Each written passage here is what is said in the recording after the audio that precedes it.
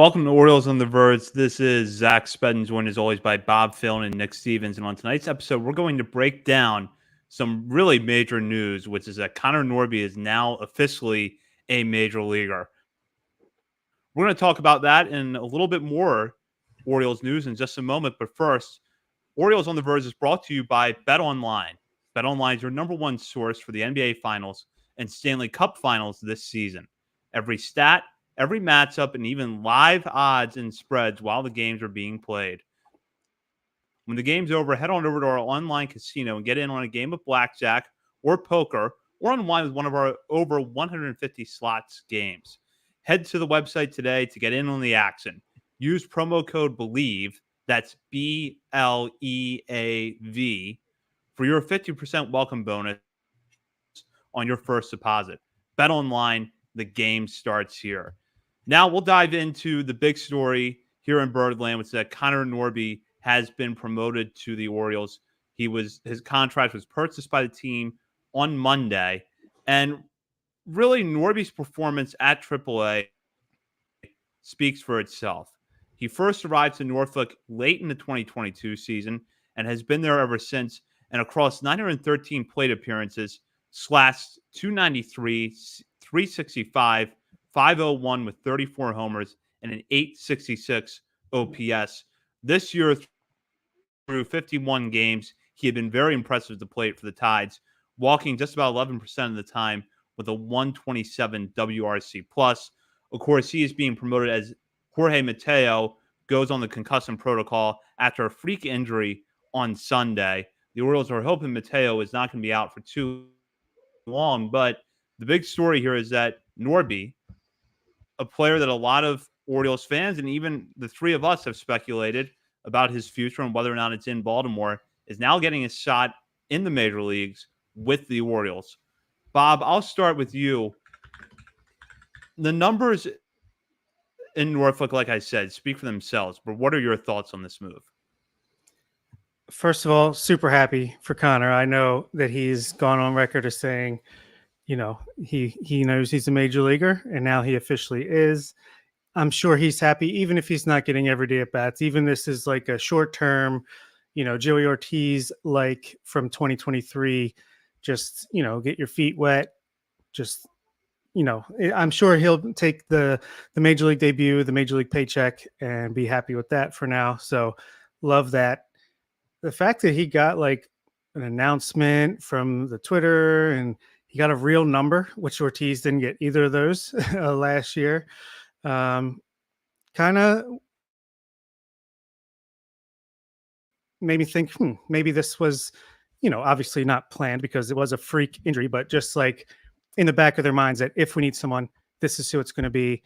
And maybe they have more plans for him than we think. If maybe just in case he stays here, I don't know, or at least, he can get a tryout for other teams to get to see him in action. Either way, it was very cool. It was very fun and exciting to break that news this morning and just know that this was going to happen all day long. And now he might have struck out in the first two at-bats, which is as far as we've seen live here tonight, but get those first game jitters out of the way and excited to see how he does in this first taste. Yeah, shocking. It is unfortunate, like you guys have mentioned, that it took the freak injury to Mateo, and that's especially when Mateo was scorching hot, and like it seems like it is a concussion. So if he's out a week or two, hopefully it's only a week or two, but there's always just the risk of what could happen, and just the fact that he's broken out of his rhythm now that he was in. But hopefully Mateo's back soon. What that means for Norby long term, I don't know yet. But as of right now, like this is your shot. Like this is the shot he's been waiting for. Like Bob mentioned, he's been pretty outspoken about his status and how he feels, but which I think is good. He's coming up to the big leagues with a massive chip on his shoulder, and I hope he takes this opportunity and runs with it. Maybe he forces the Orioles' hand and somehow he's able to work his way into this rotation. I don't know how, but maybe he can. Either way, like spoiler alert, we're gonna do update our top 50 for patrons only after this. And I still kept Norby number 5 on my personal list, which I think is like 2 spots higher than both of you guys have him on. And it's just because I'm keeping Norby at number 5 on my own personal list just because I think that I think some might kind of discredit him just a little bit or knock him down just a touch in terms of like his prospect status, just because of his status in the organization. We talk so many times on the show about like, how does Norby fit in? You get questions all the time in mailbag episodes. How do we fit Connor Norby into this rotation? And we're like, it's going to take injuries, multiple injuries, probably for him to get that shot. That was assuming Jackson Holiday was up and hitting well, which he is not. So that took one instance away. But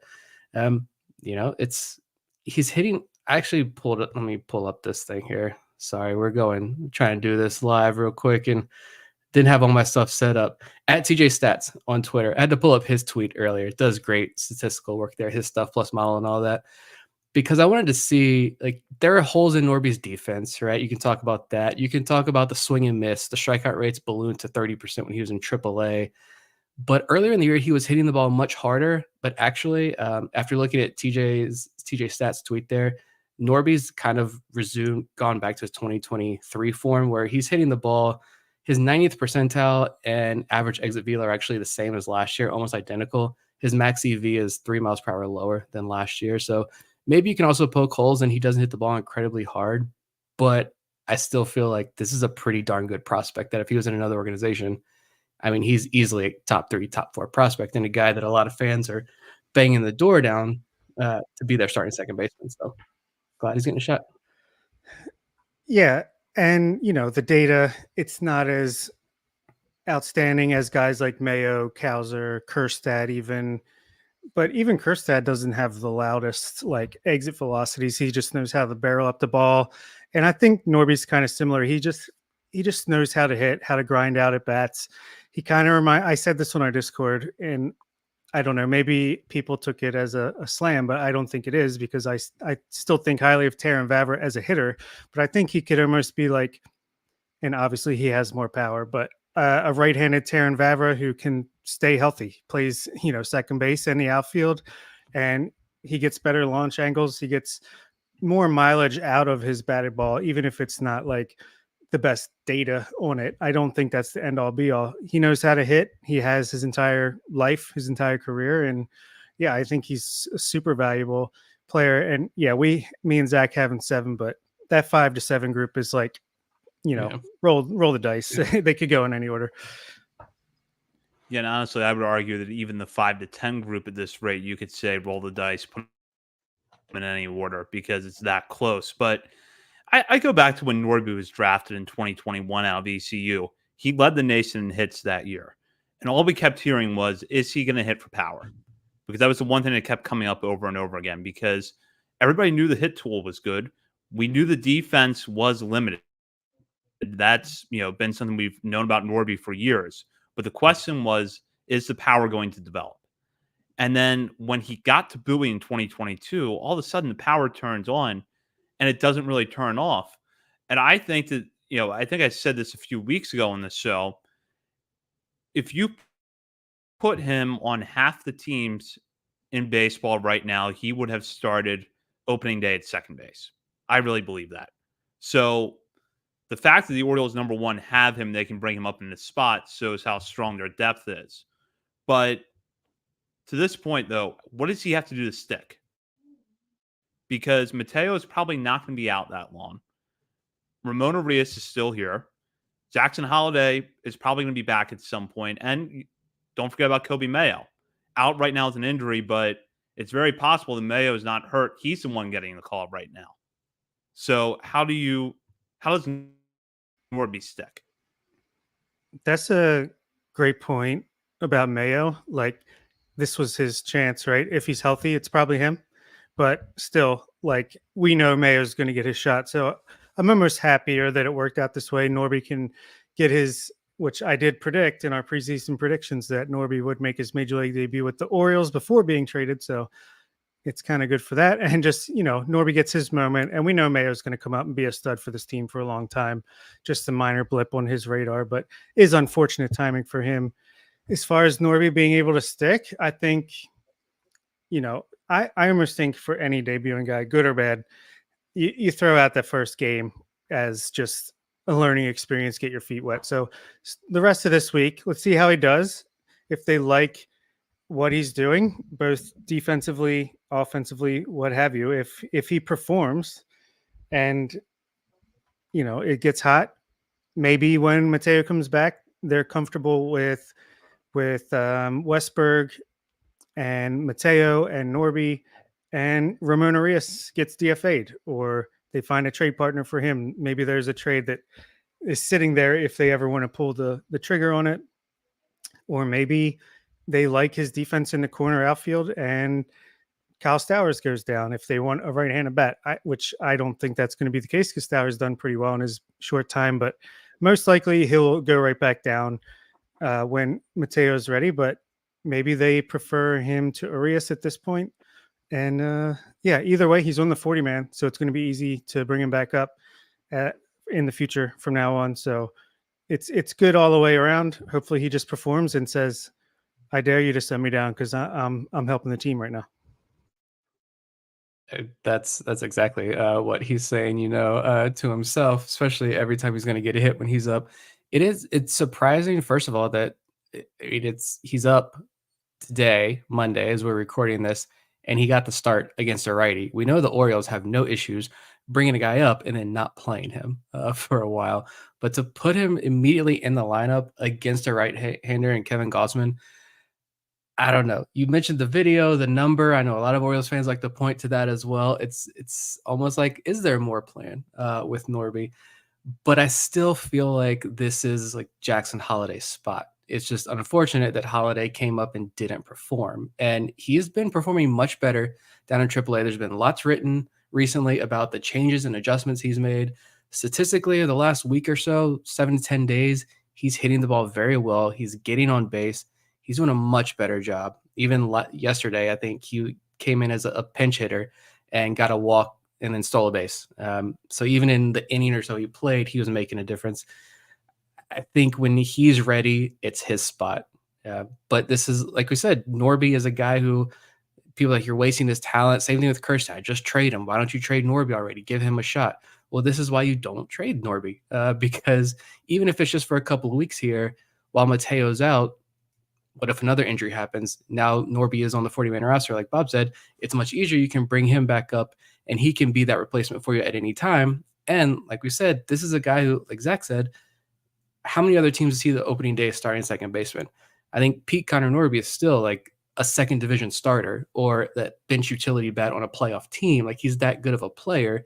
He's just been blocked here in Baltimore. So I think just make the most of this opportunity, and if showcase your stuff. And maybe somebody says, maybe that increases his trade value. Another team sees him at the major league. They got major league data on him.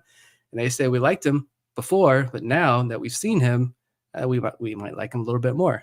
You never know. Maybe someone else that we're not thinking about, we're not talking about, is on the trade block. And Michael, I said, they're in discussions. They're always in discussions year round with these trades, but they're going to address pitching. They're going to trade. I feel very confident that they're going to make a big move. Starter, reliever, somewhere, a big move is going to be made. Maybe it's someone that we're not thinking about that's going to get moved. And Norby is coming up to be a replacement at some point later in the year.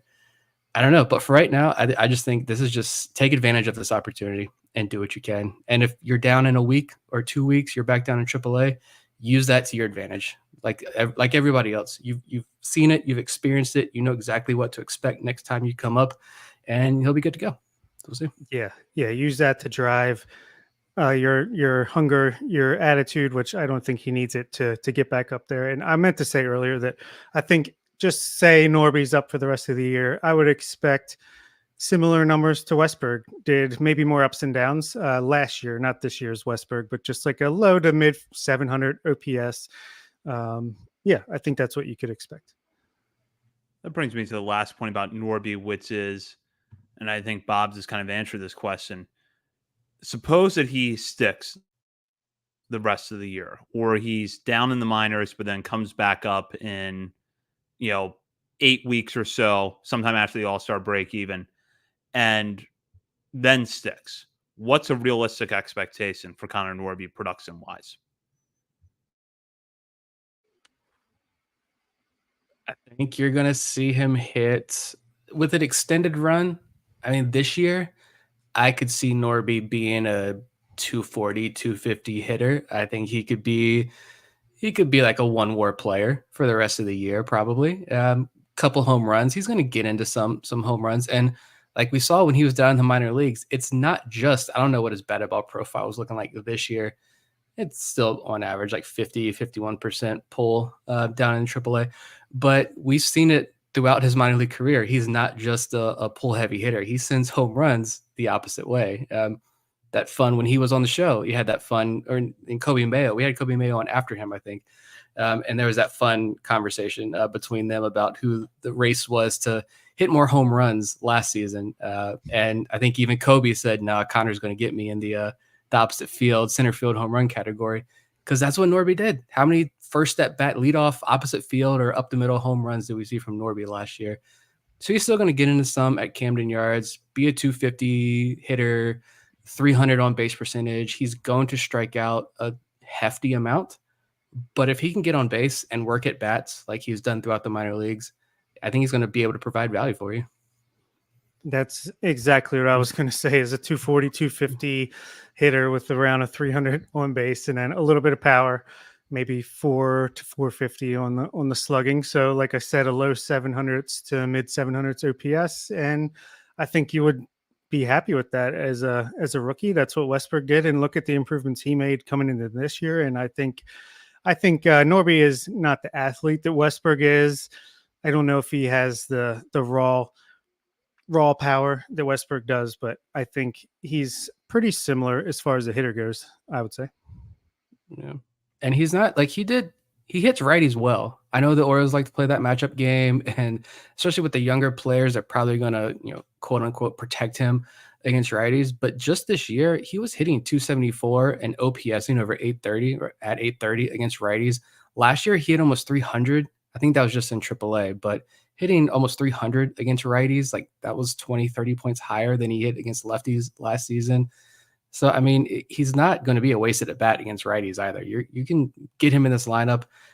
How many of you got Mullins, Santander, Stowers? Like, that's a lot of lefties up there in the outfield.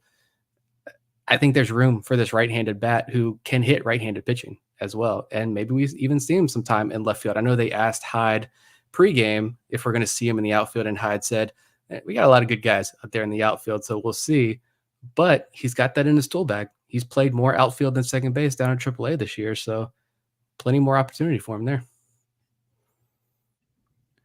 Absolutely. We'll go now to the other big story of this week, which is injuries to the pitching staff. We talked about this a little bit last week, but we've had more development since then, as it was announced that both John Means and Tyler Wells would need to undergo UCL surgery. And in fact, on Monday, Means underwent a successful Tommy John surgery. Both are out for the remainder of 2025 and possibly most, if not all, of 2026.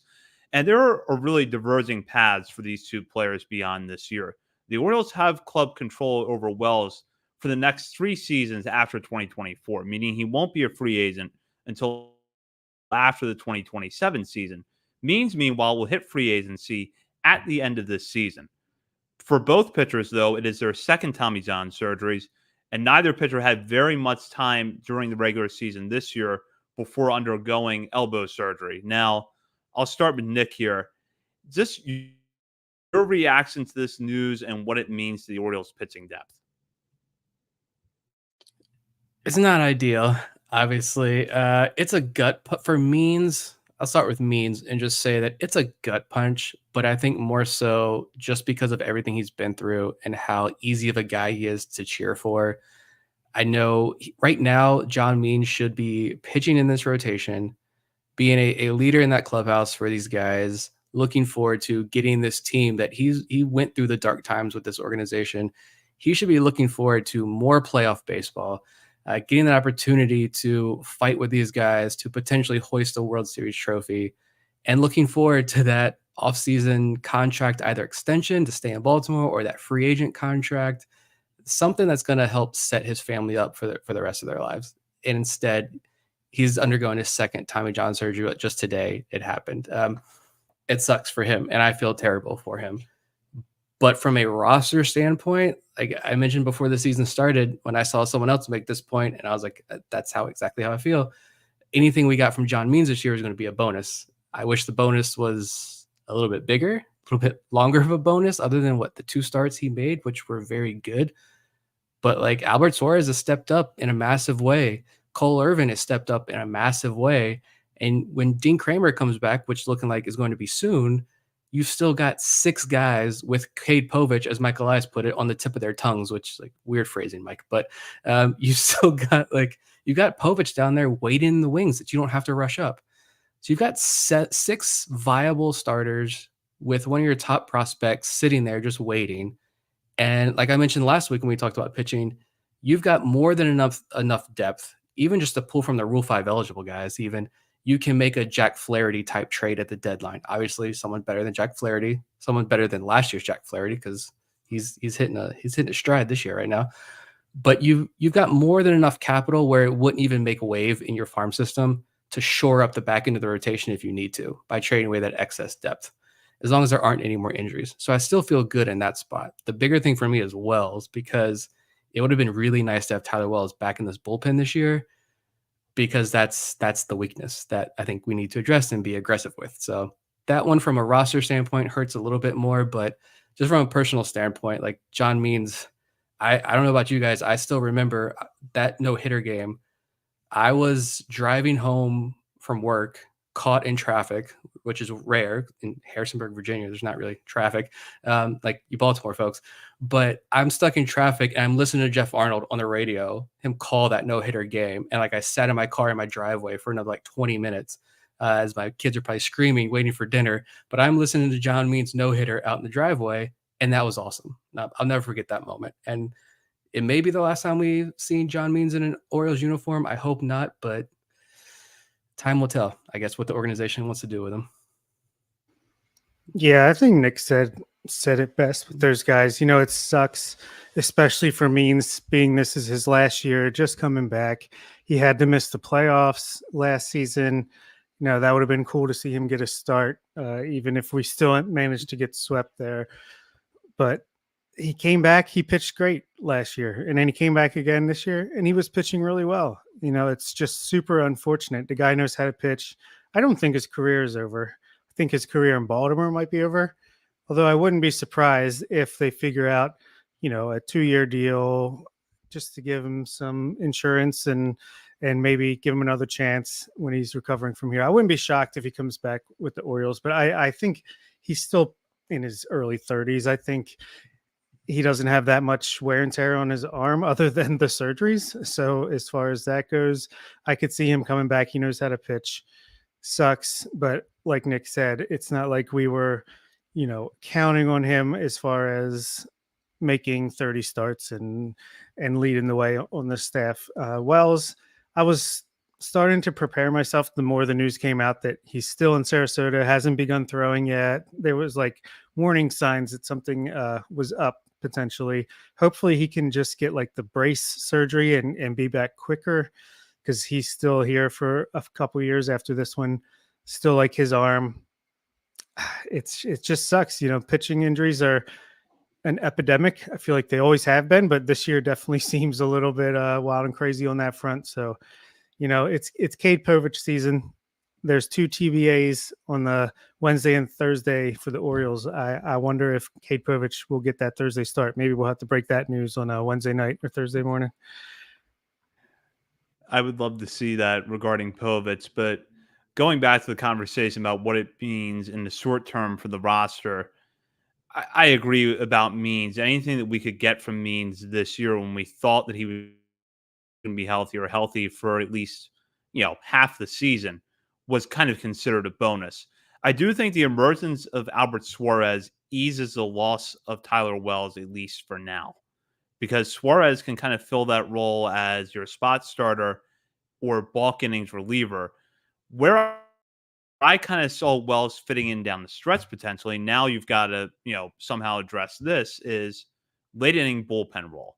Wells was a pretty good closer for the Orioles in 2021. He did a good job in high leverage situations over the final weeks of last season. So I had thought we might see Wells in that spot again this year. And if anything, it just reinforces what we already knew, which is that the Orioles need to get bullpen help between now and the trade deadline.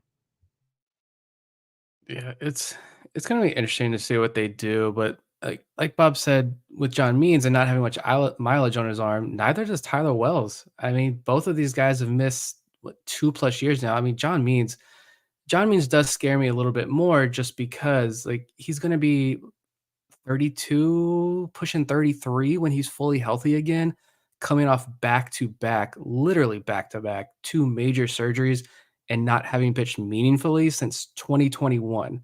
And you're now looking at 2026 until he's back on the mound for that. So potential 5-year gap there uh, in between him pitching.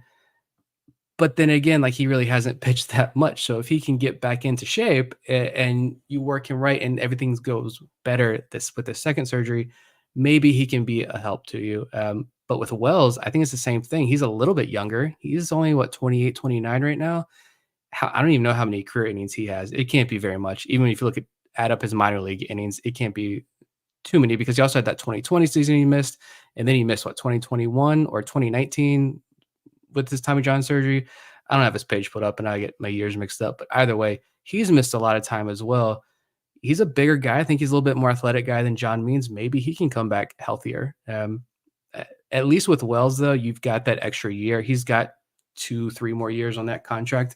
So you got more time to make a decision. With Means, that's going to be the more interesting one, though, I think, to see what they do. I would like to see him get that if Means wants it, give him that, and the Orioles want to do it, give him that extension just to help him rehab and have that opportunity. And, if you're looking good and the Orioles feel confident in you and he wants a shot in 2026, then I'm all for giving John Means that shot again. Or if another team comes calling and says, hey, we'll give you a little bit more money, some rebuilding club, we want you, and he wants to take the money and take that shot, I wouldn't be mad at that either. I hope to see him back on the mound, whether it's in an Orioles uniform or not. I just hope he's back on the mound at some point in the next year or so. Well, we'll have to see how this progresses for both pitchers. In the meantime, that does it for this episode of Orioles on the Verge. We're going to be back later on this week to break down the Dominican Summer League rosters as the Dominican Summer League will begin play this week.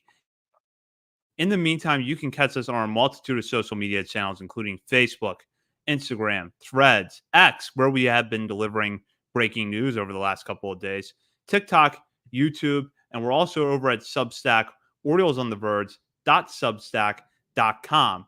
And if you're not a member of our Patreon community yet, please consider signing up as we're about to release our updated top 50 prospects list for the month of June. As a reminder, you can sign up for Patreon for as little as $3 a month, and at the $5 and $10 levels, have access to bonus daily coverage from Bob, Nick, and myself. Orioles on the Verge is brought to you by Bet Online. For Bob Phelan and Nick Stevens, this is Zach Spedden. You've been listening to Orioles on the Verge, part of the Believe Podcast Network.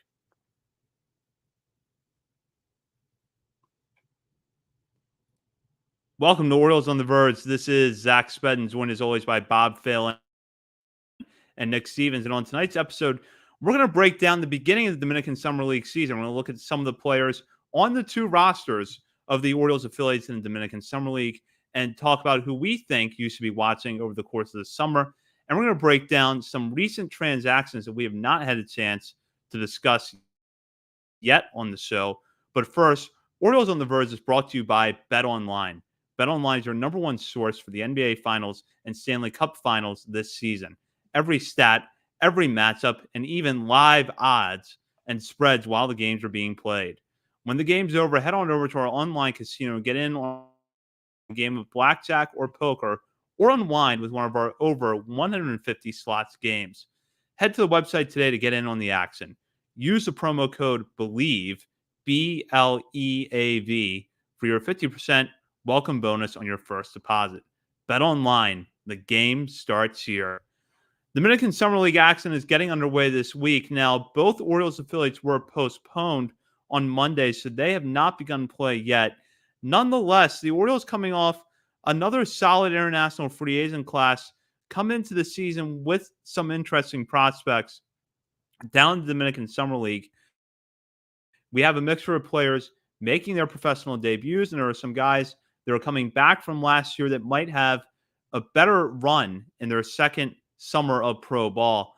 I'm going to start with Nick here because I know that this is one of Nick's favorite times of the year. He reminded us of that last week when Ben Adler's article recapping the Orioles international free agent class dropped over at Baseball America. And we've had Ben on the show before. He's probably one of the smartest people covering the game right now. Nick, what has you so excited about the start of the Dominican Summer League season? There's so many guys that just look intriguing. I mean, it's just the fact that the Orioles are now so much more active in this market, and we're seeing these guys. Obviously, Samuel Basallo is a unique prospect, one of the top prospects in the game. There's not going to be a Samuel Basallo in every class, but like there are a lot of these guys that are coming up that we are talking about as some of the more intriguing prospects in full season ball now that were signed internationally, and they weren't even the big money guys. Yeah, Basallo was, but I mean, Luis De Leon, we just talked about, he signed for what, $10,000, $20,000. A lot of Freddie Bencosme only signed for a couple $1,000s. He's a top 30 prospect in this organization. Like there's a lot of the top 30 prospects in the system did not sign for a lot of money because you like to highlight the Orioles' domestic scouting process and the guys that they acquire in the amateur draft. But I don't think the international scouts get enough credit for the guys that they're identifying. It's fun. It's just we don't only get the box scores for the next year or two, but it's fun to follow these guys and try to pick and choose like who looks interesting based on the random Instagram clips we get, but who we think is going to be interesting, who ends up panning out, who doesn't, and who to be excited for when they reach the FCL and eventually Delmarva. Look at the beginning of this year, how much we hyped up, how excited we were to watch Delmarva because that roster is loaded with previous international signings, and that pipeline just continues to grow and grow. Yeah, and it's just cool to be able to see the whole process from when they're signed. We get excited. We watch the box scores when they're in the DSL and the FCL, and then you see them when they hit full season ball, and we're able to watch them on MILB TV from there and actually see at least most of the development as they grow into the players they're going to be. And yeah, I'm looking at my own just personal top 50. I have 9 international signings in my top 30 and 14 in the top 50. And I think that's just going to continue to grow and grow. And yeah, it's just fun to start seeing, oh, wow, this guy went 3 for 5 today. I don't know, even just to be able to have another box score to look at on the daily and just say, to see what's going on and track. It's a lot of fun. I wish we had video. I know we probably never will, especially in the DSL, maybe one day in the FCL, but yeah, it's really cool. This is the first shot we'll get to see of the future top prospects in our system. And yeah, let's go. With the Dominican Summer League, I know this is something we've talked about a lot on the show, but I think it's worth repeating for any new listeners or any listeners that maybe have tuned this out over the last year or so. You're going to see a lot of weird things in the stat line in Dominican Summer League. Part of it is because it's only half a season, roughly, probably even a little bit less than that. But you're also talking about players who are 16, 17, 18 years old in a lot of cases. So pitchers are probably going to walk a lot of guys. Hitters aren't going to hit a lot of home runs. Now, with that in mind, what are the stats the two of you look at to assess both for hitters and pitchers how they're performing down the DSL? Power. It's all power. No, yeah, not for these kids. You don't really see much power unless your name's Joshua Lorenzo, which hope he gets healthy and back in the FCL this year, and Delmarva later in the year. It's walk rate, strikeout rate, just even like batting average versus BABIP to me is kind of interesting. Like if the BABIP's average, what are they doing getting on base? It's a short season in the DSL. So really, I want to see who's not striking out and who's able to work walks already in their young career. And honestly, it's more strikeout rate for me than walk rate at this lower level. Yeah, for the hitters, don't strike out too much because that's usually is a sign that it's more difficult to correct. WRC plus is a stat that I love, regardless of the level you're at. And really, with pitchers, even if the walk rate is high for these guys, that's okay. I'm not too concerned with the walk rate unless it's something outrageous. But even if a guy is walking like 16, 17% of batters, I'm not too concerned especially if it's a guy that we know what their stuff is. Like we have velo on them. We know the pitches that they throw. We know what those pitches look like. And if they're striking out a ton of guys, but not allowing a lot of hits, then I think that's a pretty positive sign. That's something look at Moises Chase. He was walking an absurd amount of guys when he was younger, and he's still walking more than you like to see, but he's now a top 30 or so prospect in this organization, top 40 prospect in this organization. So that's what I'm looking for with a lot of these guys. It helps when we do get more information, though. I'm always combing everything I can possibly find to try to see, okay, this guy's only hitting 215 this year, but like, do we know what the swing looks like? Do we know that his scouting report coming into the season, the hit tool was highly regarded? And if so, then I'm looking, all right, is he not walking? Is he not striking out a lot? So maybe the hits aren't coming quite yet, but he's not striking out, a la Freddie Ben Cosme. Then that's something that I'm looking at, and I'm going to say, all right, well, this guy's still going to be on my radar. But well, and I should add to the video point, a lot of what we get, because we don't have access to a lot of advanced data down in the Dominican Summer League, will actually come from individual players' Instagram pages. And from time to time, you're going to stumble across a clip that actually does come from a good center field camera angle. So that at least gives us enough to see, if we're looking at a pitcher, how his pitches, move within the zone for hitters, what their swing looks like, whether or not they've got a compact line drive stroke, which is something we noted with Aaron Estrada a few years ago when he was the DSL. So from time to time, you can stumble onto something in video. The only thing that I would add is that for pitchers, ground ball rate and FIP are kind of interesting to look at because the defenses are not going to be really steady down there. So if you see a guy with an ERA that's a little high, but he's got a good ground ball rate, the FIP is lower than the ERA by quite a bit, that kind of tells you he's outperforming his peripherals. Now, we're going to dive into specific players here because there are some prospects to definitely watch on this DSL roster. And I'll start with Bob because he's going to highlight two of the biggest names in the DSL this year. Yeah, I didn't want to lie to myself for you guys. Like, these are the two names that I'm going to be checking first, just because they're the two highest, money signings, the biggest name, biggest. Ben Badler says they're the best of the bunch, so I'm going to pay attention to them, and that is Steven Martinez and Emilio Sanchez, one infielder with just a great all-around game. Seems like hit tool power to come, and then Martinez, the big right-handed power bat outfielder. That we stole from the Yankees, just like that. Speak of the next Samuel Basallo right there. You steal them from the Yankees, and then hopefully they develop. But honestly, it goes far beyond those guys. There's even guys like that could be in the FCL right now, but there's only one FCL team, and maybe they'll get promoted midseason. It's pretty rare for the DSL players to get promoted, but a guy like Luis Guevara for infielder was the other guy, Jose Maija and Abraham Cohen. Those three I thought were standouts last year. But back to Sanchez and Martinez, I just think, I don't know. I just want to see what they're able to do. Obviously, Luis Almeida hasn't had the best start to his career. Has not changed our opinion of him as far as long term. But a fast start never hurts anybody, and a slow start at this level, at this point, is not that big of a deal. So honestly, why are we even doing this? But no, it's those are the guys I'm looking out for, the big name guys. All right, I guess I'll run through my list. I'll make this as quick as possible.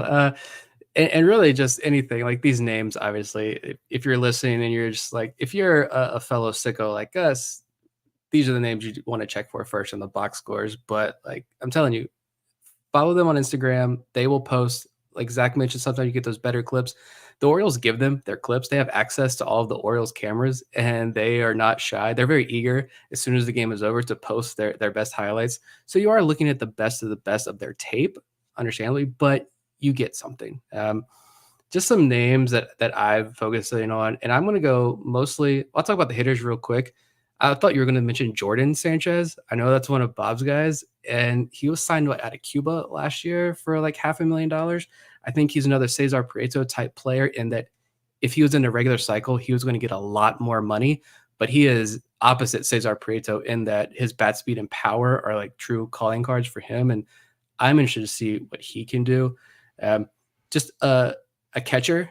I'm going to throw out one catcher because this organization loves offensive-minded catchers. There are a ton of them, and Andriander Mejia is one of those guys. He was 16 years old last year in the DSL.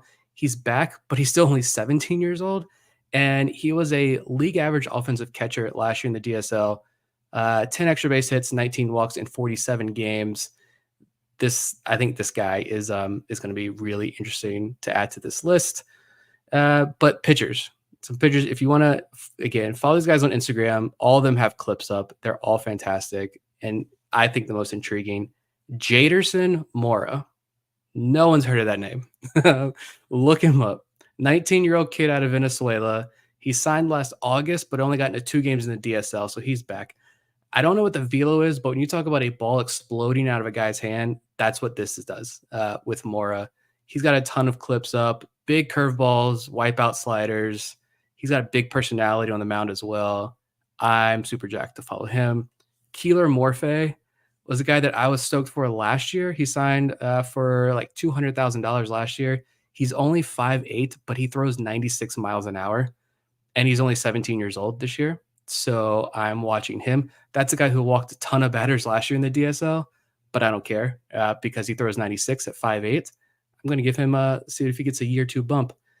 Henry Tejada, I'm going to throw his name out there again. He did get suspended last year for 60 games for a banned substance, but we all did pretty stupid things at 17 years old. I know I did. So I'm going to give him another shot. He was a guy who got a lot of love after he signed last year. So I want to see what he can do.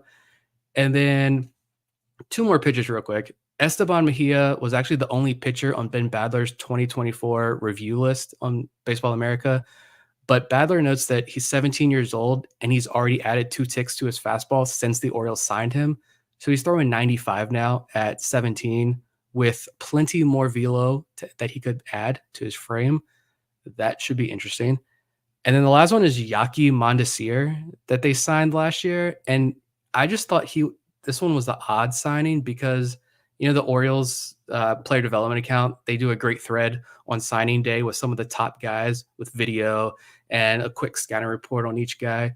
And I just thought it was weird in Mondesir's tweet that they already labeled him a reliever. He's like 18 years old, and they're like, this guy's going to be a flame-throwing reliever, great fastball, curveball combo, touches 94 already. So we'll see if the Orioles already think of him as a reliever. I just thought that was a quirky note on his note. But yeah, all those guys, all those pitchers specifically, those are my picks to click this year down in the DSL that I think you're going to start hearing a little bit more of. The guy that I'm excited to follow is shortstop Elvin Garcia. And Garcia jumped out to me back when the international signing class was announced in January because the Orioles player development account that Nick mentioned posted a clip of him, and there are bullet notes on him where a chance to be an everyday shortstop, good approach at the plate with solid bat to ball skill, fluid and effortless in action. He reminds me physically, and I'm not going to say he's a player, but he reminds me physically of Frederick Ben-Cosme. But you look at him at shortstop, he looks like he's got a good feel for the position for someone his age. And I like the fact that the Orioles stockpile these kind of prospects. Switch hitting, young, athletic, up the middle players who have good bat to ball skills, good eye at the plate, good strike zone judgment. Because even if only 1 or 2 out of every 5 works out, that's a good player to have in your organization. That could be a long-term big leaguer. It could be good organizational depth year in, year out. Could be, a good bench piece, whatever it is. I generally like targeting those kind of players. And then you look at Ben Badler's write-up of Garcia, and it echoed some of those things. And it noted, he noted in his report that he has good barrel awareness from both sides of the plate, a line drive hitter with gap power. So again, talking about someone as young as Garcia is, there's a chance for him to fill out and hit for more power. Not that I expect to see that this year, but the foundation of a really good player is there, and I'm curious to see what he does this season. Yeah, great shout. Jamon Noel, another guy similar, seems like could be a really good young infielder. I mean, it's just crazy how many solid players can come through here, and you just never know. I guarantee there's going to be a guy who we don't mention or who we barely even thought of that all of a sudden we're like, whoa, what's going on here? These numbers are interesting. And then we'll have to either get reports from Ben Badler or someone else that covers this stuff, or maybe we'll talk to Kobe Perez down the line and see what he has to say. But yeah, it's a lot of fun, no doubt about it. Yeah. Well, Elvin Garcia, I was going to say, he reminds me of like in the descriptions about him, it's a lot of like Leandro Arias type players. It's like they're not the biggest guys. They're actually like smaller stature guys, but they're switch hitting shortstops who all the reports that you find are like, there's sneaky power in there. But like, if they fill out physically like we think they will and project as we think they will, obviously there's a long way to go between who they are now and where they could be. But if we project them out, these are all guys who could be like 15, 20 home run guys at the major league level. These are what guys like Ben Ballard and the experts are saying. It's funny that the Orioles seem to found their type with the infielders, at least on the international market. It's a very good point. And you did mention that I love Jordan Sanchez. I've never even seen him play. I've been intrigued ever since they signed him for $500,000 so late, and we haven't seen him yet. And I think he'll probably be in the DSL this year, because listening to Ben Badler's podcast, it seems like it works out better for the players their first full year for tax purposes, that they stay in the Dominican for that first year. So that's probably why he's already 19 and he'll be down there in the DSL, but very curious about him for sure. We'll shift gears now and talk about some recent transactions that we really didn't have a chance to talk about at the time that they were announced. And we'll go back to May 22nd, when the Orioles and Mariners agreed to a trade that sent Mike Baumann to the Mariners along with catcher Michael Perez in exchange for minor league catcher Blake Hunt. And the real story here, for us at least right now, is the loss of Baumann. We were thinking back, reminiscing to the beginning of the show in 2020. Baumann at that point, I believe, was a top 10 prospect for us in the system. If not top 10, very close to it. And the question always was, if he doesn't work out as a starter, could the Orioles turn him loose as a reliever and find success? They ultimately did put him in the bullpen to kind of mixed results. He had a solid but at times inconsistent 2023, struggled out of the gate in 2024, but seemed like he was maybe starting to get a little bit better, or at least some of the things that he was trying to work on were getting better for him. But out of options, got caught in a roster crunch with designated for assignment and ultimately traded to Seattle. So, Nick, I'll start with you here. What do you think about the loss of Baumann and what it says about the Orioles now compared to, say, even 2 or 3 years ago? It's wild that you can just get rid of Baumann and you're like, all right, we can replace him. I have no issues with trading Baumann. I don't think it's a move that the Orioles are going to regret either. Like, he's not someone you want really anywhere near your high leverage situations. How many nights Orioles are up big in the ninth inning and he turns it into like this anxiety inducing finish? I think if the organization really believed in him, they could have made it work. They could have made this roster work and they wouldn't have let him go. But also, but credit to Michael Baumann. I will say that, because he was a guy who was a top prospect in this organization during some of the dark ages. And he went from fringe prospect, not even like fringe starting pitching prospect, but fringe prospect to throwing the no-hitter in Bowie, to really having a lot of success at the AA level and becoming the starting pitching prospect. And now he's going to be a big leaguer like for the next couple of years. Like, he's going to keep finding jobs somewhere. because he is good enough to stick in the big leagues. He's just, I mean, he's kind of a replaceable arm though, but he is a guy who's going to keep finding home somewhere. The Orioles don't make short-sighted mentality type moves. They knew what the upcoming schedule was going to look like. They knew that this bullpen situation is less than ideal. Brandon Hyde just talked about it on Monday, that it's not healthy right now, but they still decided to make this move. And I think that speaks volumes. And honestly, I like getting Blake Hunt back. You add your taxi squad catcher into the deal, you get Blake Hunt, who's a very good defensive catcher, above league average hitter last year with the Rays at the AA and AAA level.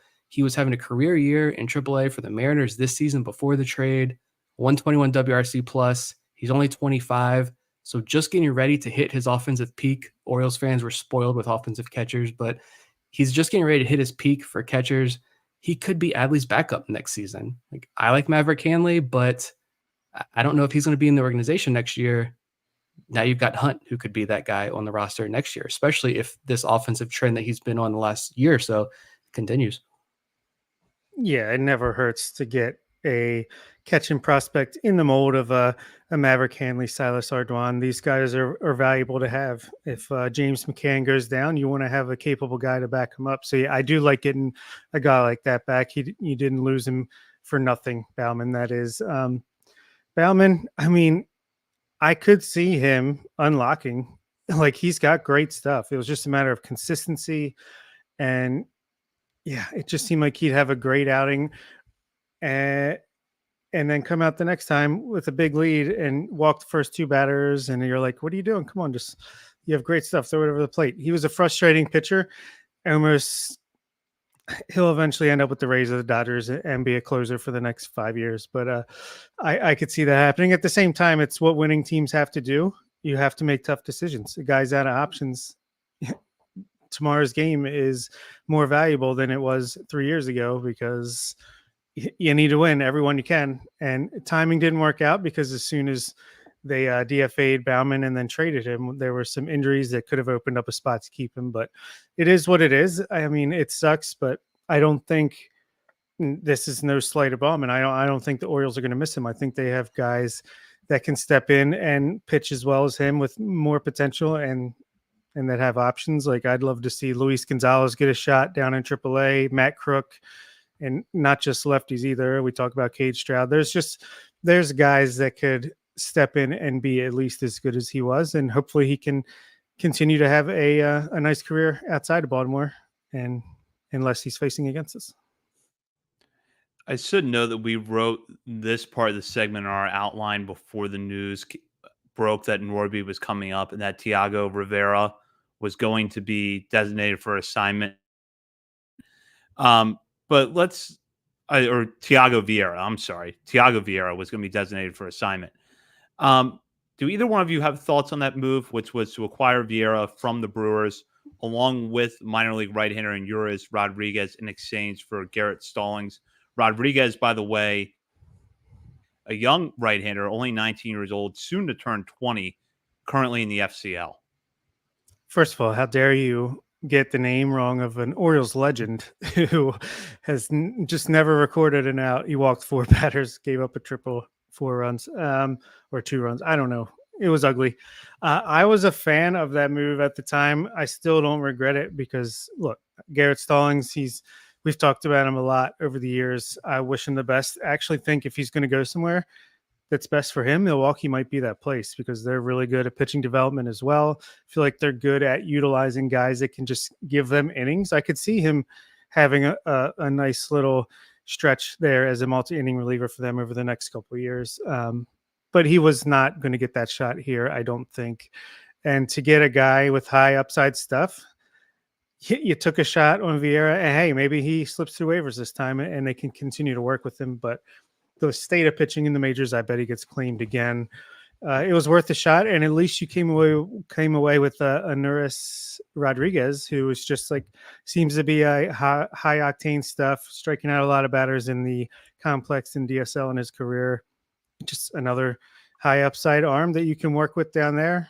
I mean, it's almost like I could see that happening a little bit more often, where these guys who are kind of stuck at AAA can get flipped for either waiver claims or guys in the lower minors where you can, kind of kick the can down the road a little bit as the major league is loaded. Yeah, it was rough for Riviera. But I would just give some flowers to Garrett Stallings real quick. And that this was a guy who, when he was in Bowie a couple years ago, had one of the worst stretches of pitching I think I've ever seen in my life. And then they put him on the development list. And at least the story that we were told, from what I remember, was that he was gone. Like the Orioles were going to cut him. But he had coaches in the organization that pounded the table for him. The Orioles ended up giving him a second opportunity, sent him back to Bowie, and he had one of the best stretches of pitching I think we've seen since we started this podcast. It evened out in AAA, but like the home run issues that he had have decreased significantly year over year. He earned that promotion to AAA. He did find moderate success down there, pretty much like a league average ERA guy in AAA. You know, the ERA is like over 5 now in the International League. He did a good job of turning his career around. Like Bob said, there was no room for him in this organization at the major league level. He's going to get that opportunity. I think it's awesome that another organization targeted him and wanted him. That's cool to see as well. And, you know, maybe the Rodriguez kid is somebody who the Orioles scouted when he was an international free agent. I know, go back to the minor league Rule 5 draft, they took Nelvis Ochoa from the Rockies. And I think it came out after the draft that Kobe Perez had scouted him when he was an international free agent.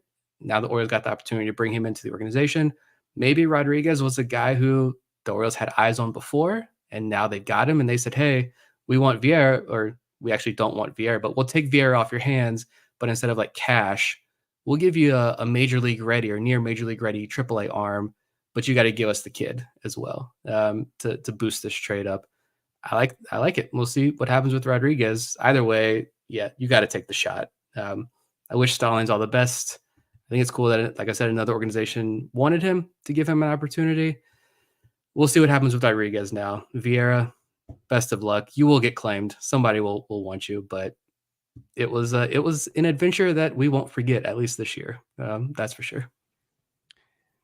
Definitely not. And with that, we'll go into our final segment of the episode, which is where we like to shout out players outside the top 30 portion of our top 50 list for something they've done recently. Whether it's been a good game, a good week, or maybe there's just something in their stat line that we want to note. And I'm going to start with Bob this week. Yeah. Speaking of just guys coming out of nowhere, Ellis Cuevas, I want to shout out. He is it says first base, third base, outfielder. I think basically he's a hitter. He's 19 years old.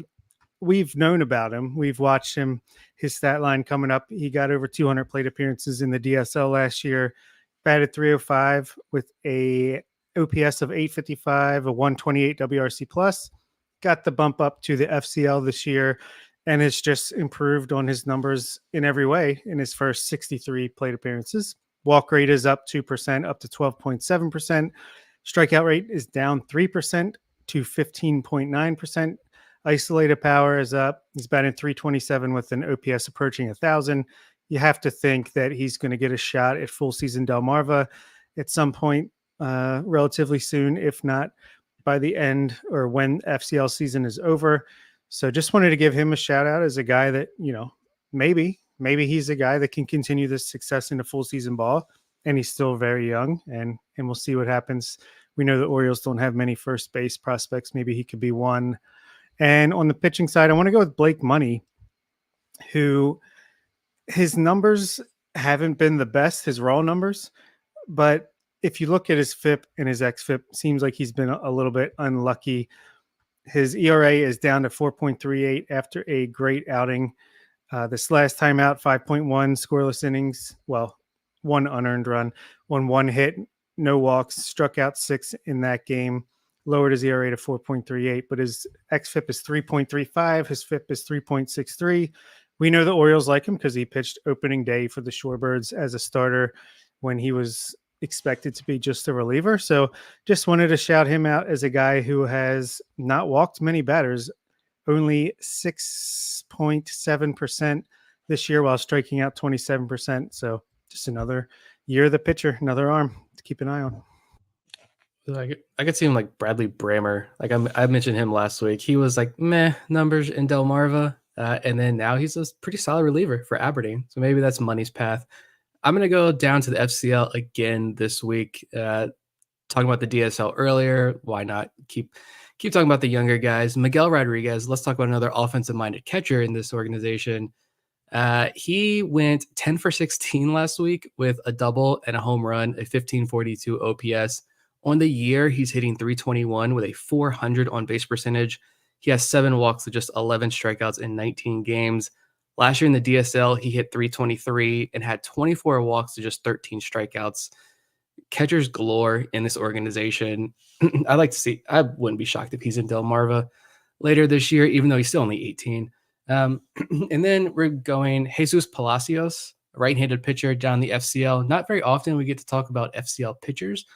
Palacios, he actually this morning, Monday, when we're recording this, Monday morning, he pitched 4 shutout innings and gave up just 1 hit, struck out 10 with no walks and no runs allowed.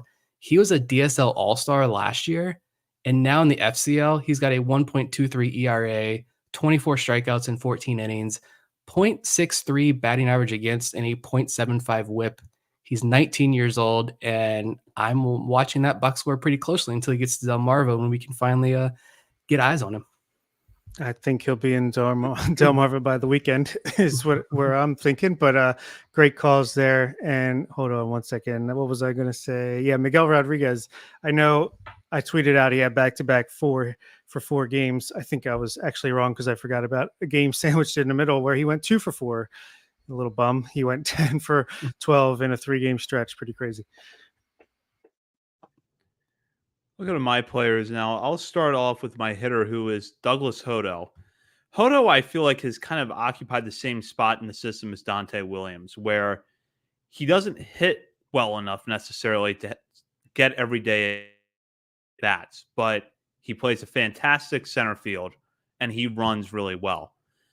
All of a sudden, lately, the bat is starting to tick up a little bit. You look over his last 12 games, he's 11 for 36 at the plate, which is good for a 306 batting average. In that span, has posted an 863 OPS with 7 walks to 13 strikeouts. Now, a little backstory here. I was actually planning to shout out Hodo last week, but then Aaron Estrada had a good game against Carolina, and Estrada was not in our final segment, so I swapped the 2 out, put Estrada in, took Hodo out. Well, lo and behold, Hodo goes out on May 27th and goes 2 for 3 in a game against Hudson Valley, continues what has been a good run for him. So happy to see the bat picking up for Hodo at this point.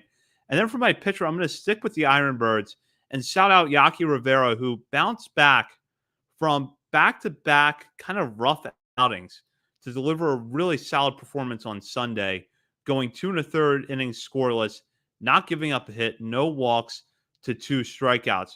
Rivera, for me, is one of the more interesting young arms in the Orioles system because he is strictly a reliever. The Orioles, I don't think, see him as anything more than that. And at times, the results have been inconsistent, but the stuff is good.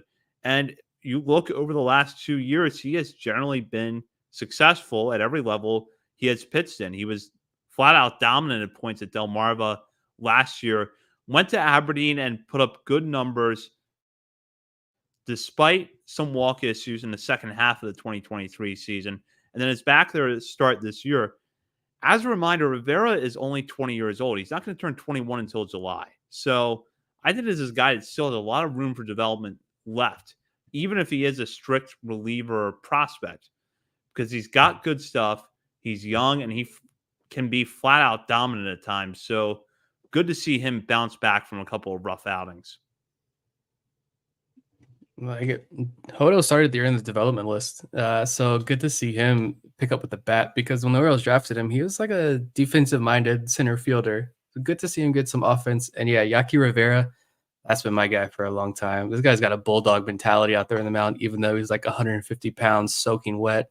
I love that he's having so much success in high A already at a young age. That does it for this episode of Orioles on the Verge. We will be back next week. In the meantime, you can check us out on our many social media channels, including Facebook, Instagram, Threads, X, TikTok, and YouTube. We're also over at Substack, OriolsOnTheVerge.substack.com. And as a reminder, if you've not signed up for our Patreon community yet, this should be the week that you do so, because we in fact have already dropped our updated top 50 prospect list. So you're not going to want to miss that. As a reminder for patrons, you get an updated top 50 prospect list every month from us.